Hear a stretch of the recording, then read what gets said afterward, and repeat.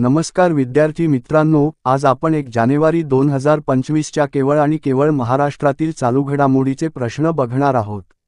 तर चॅनलवर नवीन असाल तर चॅनेलला नक्की सबस्क्राइब करून घ्याल। चला तर व्हिडिओला सुरुवात करूया।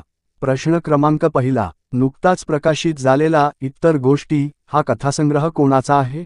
याचे उत्तर आहे प्रसाद कुमठेकर।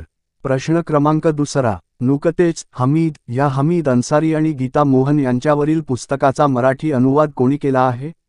याचे उत्तर आहे सविता दामले यांनी। प्रश्न क्रमांक तिसरा, भारतीय सिनेसृष्टीतील अतुलनीय योगदानाबद्दल दिला जाणारा पद्मापाणी जीवनगौरव पुरस्कार कोणाला जाहीर करण्यात आला आहे? याचे उत्तर आहे ज्येष्ठ चित्रपट दिग्दर्शिका, पटकथाकार, निर्मात्या, लेखिका व नाटककार पद्माभूषण सई परांजपे यांना।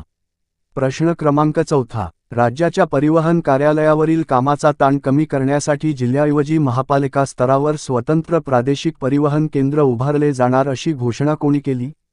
याचे उत्तर आहे राज्याचे परिवहनमंत्री प्रताप सरनाईक यांनी।